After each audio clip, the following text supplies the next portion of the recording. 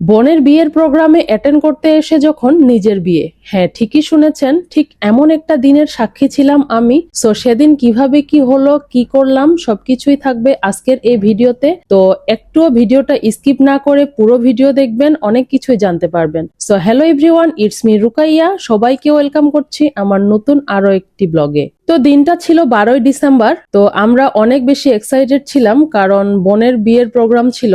বোনের বিয়ের প্রোগ্রাম আমাদের প্রায় 1 মাস আগে থেকেই ঠিক করা ছিল, মানে 1 মাস আগে থেকেই ওরা দাওয়াত দিয়ে রেখেছিল যে তার শ্বশুর বাড়ি আমাদের সবাইকে যেতে হবে। তো আমরা যে যার মতো করে যাওয়ার ট্রাই করেছি সেদিন। তো দিনটা ছিল যেহেতু শুক্রবার, দেখতেই পাচ্ছেন আমরা কিন্তু রওনা দিয়ে দিয়েছি। আর আমরা সবাই মিলে বাইকে গিয়েছিলাম, অনেকে মাইক্রোর মধ্যেও গিয়েছিল। মাইক্রো যেহেতু আমার একদমই পছন্দ না, তাই আমি তো অবশ্যই আমার হাজবেন্ডের সঙ্গে ছিলাম বাইকে। সামনের বাইকে আমার ভাইয়ের ওয়াইফ। তো এভাবেই আমরা সবাই বোনের শ্বশুর বাড়ি যাচ্ছি। বোনের শ্বশুর বাড়ি গিয়ে দেখি কি এক অবস্থা, এত লোকজনের মাঝে আমি আসলে কোনো ভিডিওই নিতে পারিনি। তো ফেরার পথে আমরা একটা জায়গায় চা খাচ্ছিলাম। এখানে নাকি 7 রঙের চা পাওয়া যায়, 7 লেয়ারের চা খাবো দেখেই নামলাম, কিন্তু নেমে দেখি এখন নাকি সেটা অফ রেখেছে, কারণ কস্ট এত বেশি আর অনেকেই খেতে চায় না বেশি দাম হওয়ার কারণে। তো এই জন্যই তারা ওটা স্কিপ করে দিয়েছে, এখন শুধু 2 লেয়ারের চা বানায়। তো ভাবলাম সেটাই একটু ট্রাই করি। তো এই তো আমরা এখানে চা খাওয়ার জন্য নেমেছি। মামা যেহেতু চা রেডি করছিল, ভাবলাম মামার একটু ভিডিও শুট নেই, চা কিভাবে করে। আসলে শুক্রবার যেহেতু আমি একটু ফাঁকা পেয়েছিলাম, তাই ভাবলাম কেন না আমিও একটু ভিডিও করে নেই। তো অনেক বেশি ভালো লাগছিল। আসলে লাইভ এভাবে চা বানানো আমি কখনো সেভাবে এনজয় করিনি। তো আপনারা কে কে এভাবে হোটেলে বসে চা খান আমাকে অবশ্যই কমেন্ট সেকশনে জানাতে পারেন। তো এই তো এখানে দুধ চা বানানো হলো। তো এখন মনে হয় এখানে লেয়ারটা দেওয়া হবে। তো লিকার দেওয়া মানেই যে এখানে 2 লেয়ারের চা, আসলে আমার এটা জানা ছিল না। তো দেখতেই পাচ্ছেন এখানে এই যে এখন লিকার দিবে, জাস্ট শুধু উপরে লিকারটা দিলেই 2 লেয়ার চা নাকি হয়ে গেল। তো এটা যদি আমি জানতাম তাহলে এভাবে আমি বাসায় বানিয়ে খেতাম, ওই হোটেলে গিয়ে খাওয়ার কোনো প্রয়োজন ছিল না। যাই হোক, আরেকটা অভিজ্ঞতা হলো আর কি। তো আমরা এখানে খাবো দুধ চা, আর আমার ভাই আবার রং চা খাবে। তো তার জন্য আবার এখানে রং চা বানানো হচ্ছে। তো সব মিলিয়ে আমরা সবাই সবার মতো করে যে যারটা এনজয় করেছি। কিন্তু আমি যেহেতু চিনি একদমই অ্যাভয়েড করার ট্রাই করি, তো এখানে ভুলবশত আমারটাতেও চিনি দিয়ে দিয়েছে। আমি মামাকে বললাম যে চিনি ছাড়া লেয়ার চা হবে কিনা, উনি বলল না চিনি ছাড়া লেয়ার চা হবে না। তো এই তো মামা এখানে চা রেডি করুক, ততক্ষণে আমি আপনাদের সাথে কিছু গুরুত্বপূর্ণ কথা শেয়ার করি। আর সেটা হলো, আপনারা যারা আমার চ্যানেলে নতুন, আমার চ্যানেলটাকে অবশ্যই সাবস্ক্রাইব করে দিবেন এবং পাশে থাকা বেল আইকনটি ক্লিক করে দিবেন, যাতে আমার নতুন কোনো ভিডিও আসলেই আপনার কাছে নোটিফিকেশনটি চলে যায়। আর অবশ্যই আমার ভিডিওটি ফুল ওয়াচ করবেন, যেহেতু আমার নতুন চ্যানেল, আমাকে একটু সবাই সাপোর্ট করবেন প্লিজ। আর অবশ্যই আমার চ্যানেলে লাইক করে দিবেন, কারণ আপনার একটা লাইক আমার ভিডিওটাকে আরো 10 জনের কাছে পৌঁছতে হেল্প করে। তো প্লিজ আপনারা সবাই আমার চ্যানেলটাতে একটু লাইক করে দিবেন। আর আমার চ্যানেলের ভিডিওগুলো আপনাদের কাছে কেমন লাগে সেটা তো অবশ্যই অবশ্যই কমেন্ট সেকশনে জানাবেন। কোনো ভুল ত্রুটি হয়ে থাকলে ক্ষমা সুন্দর দৃষ্টিতে দেখবেন। আপনাদের সঙ্গে কথা বলতে বলতে এদিকে দেখি মামার চা বানানো অলমোস্ট ডান। তো এবার আমরা চাটা ট্রাই করব।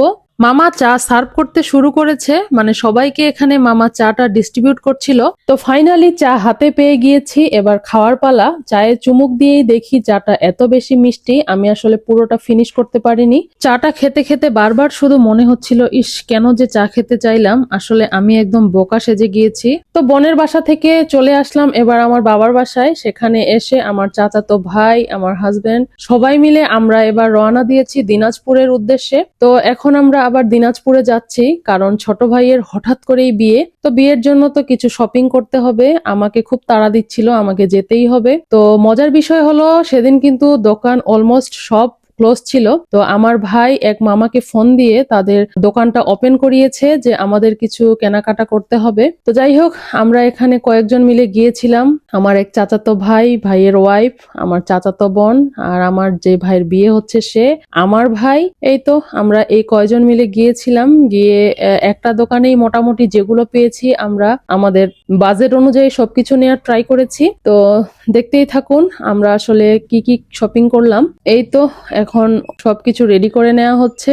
আমি দোকানে গিয়ে শাড়ি সিলেক্ট করতে করতে আসলে ভুলে গিয়েছি যে আমি কোনো ভিডিও ক্লিপ নেইনি। আসলে এত তাড়াহুড়োর মধ্যে সবকিছু হয়েছে, মানে আমি ভিডিও ক্লিপ নিতে একদমই ভুলে গিয়েছি। তারপর লাস্ট মুহূর্তে যখন বিল পেমেন্ট হবে তখন আমার মনে হলো, আল্লাহ, আমি তো কোনো ভিডিও শুট নিলাম না। তারপর মোবাইলটা বের করে জাস্ট অল্প একটু ক্লিপ নিলাম। তো এই তো শাড়ি টাড়ি কেনা শেষ করে এবার বরের লাগবে পাঞ্জাবি, পাগড়ি, নাগরা।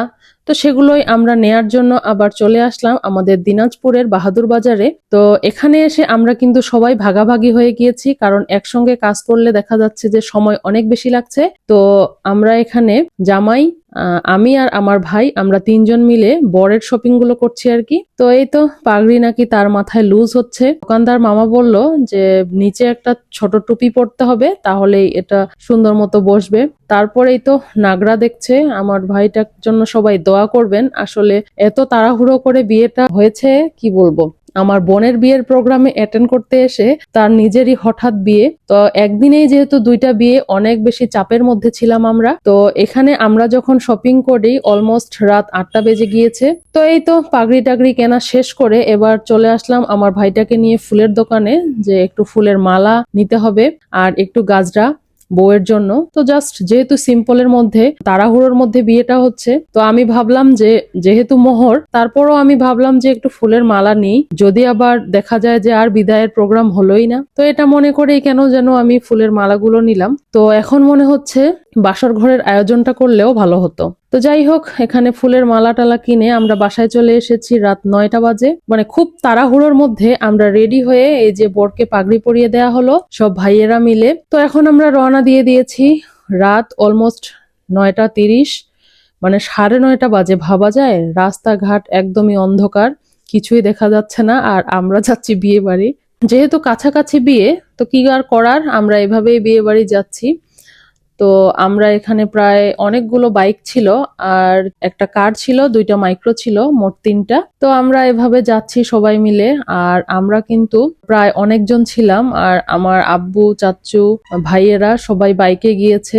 তো এত রাত, আসলে সবাই শুধু আমরা চিন্তা করছি যে এত রাত কোনো লোকজন নেই, মানে একটু ভয়ও লাগছিল আবার মজাও হচ্ছিল। কিন্তু একদিনে যেহেতু দুইটা বিয়ে, অনেক টায়ার্ড ছিল বাচ্চারা। তো যাই হোক, আমরা এই তো কাছাকাছি চলে এসেছি।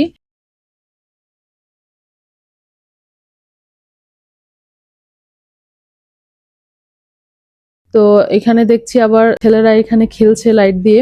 গাড়ি চলছে, ভালোই লাগছে। দেন কিছু দূর যেতে না যেতে গাড়ি যখন থেমে গেল, তখন তো আমরা সবাই অবাক যে এটা কি হলো। এখান থেকে নাকি গাড়ি কোনো মতেই যাবে না, পাশে পুকুর। তা কেমন যেন রাস্তাটা, গাড়ি ঢুকবেই না, এত বেশি চিকন রাস্তা। তো সবাইকে নাকি হেঁটে যেতে হবে। মানে কি একটা অবস্থা, চিন্তা করেন। আমরা নাকি এখন সবাই হেঁটে যাব, বাচ্চা কাচ্চারা সবাই এত বেশি বিরক্ত, মানে বলার মতো না। তো কি আর করার, এই তো আমরা সবাই মিলে হেঁটে হেঁটে যাচ্ছি। আর যেহেতু ভাইয়ের বিয়ে, আমরা কিন্তু সবাই শাড়ি পরেছিলাম। এই শাড়ি পরে বাচ্চা কাচ্চা নিয়ে হাঁটা, মানে বুঝতে পারছেন আমাদের জন্য কত বেশি প্যারার ছিল বিষয়টা। তো কিছু তো আর করার নেই, এই তো আমরা সবাই মিলে হেঁটে যাচ্ছি। তো আমার এক ভাই লাইট দেখাচ্ছিল, তা আমি ভাবলাম যে এটারও একটা ক্লিপ নেই। আমার ভাইয়ের ঐতিহাসিক বিয়ে বলে কথা, তো আমি কিন্তু এগুলো মজা করেই ক্লিপ নিয়েছি। দেখুন, একদম পুকুর পাড় দিয়ে মেয়ের দুলাভাই এসেছিল আমাদেরকে রিসিভ করতে। তো উনি আমাদেরকে নিয়ে যাচ্ছিল, আমরা অনেক বেশি ভয় পাচ্ছিলাম। তো উনি বলল ভয়ের কিছু নেই, চলেন, কোনো সমস্যা হবে না। তো যেতে যেতে দেখি এখানে আবার মানে কলা বাগানের ভিতর দিয়ে যাচ্ছে, মানে কি যে একটা ভয়ঙ্কর। সবকিছু মিলিয়ে আপনারা দেখুন, অনেক বেশি খারাপ লাগছিল যে শাড়ি পরে এসে তো ভুলই করে ফেলেছি। তো যাই হোক, এই ভুলের তো আর কোনো মাসুল নেই। তো আপনাদের ভাইয়া যেহেতু যায়নি, বাচ্চাকে নিয়ে আমার অনেক বেশি প্যারা হয়েছিল।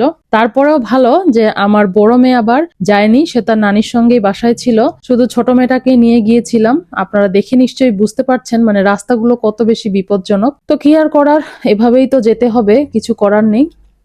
তো সবাই মিলে আমরা এভাবে গেলাম। আর অনেকে যাদের বাইক ছিল তারা আবার মেইন রাস্তা দিয়ে গিয়েছে। আসলে মেইন রাস্তাটা অনেক বেশি খারাপ ছিল, সেটা একদম ভাঙাচোরা।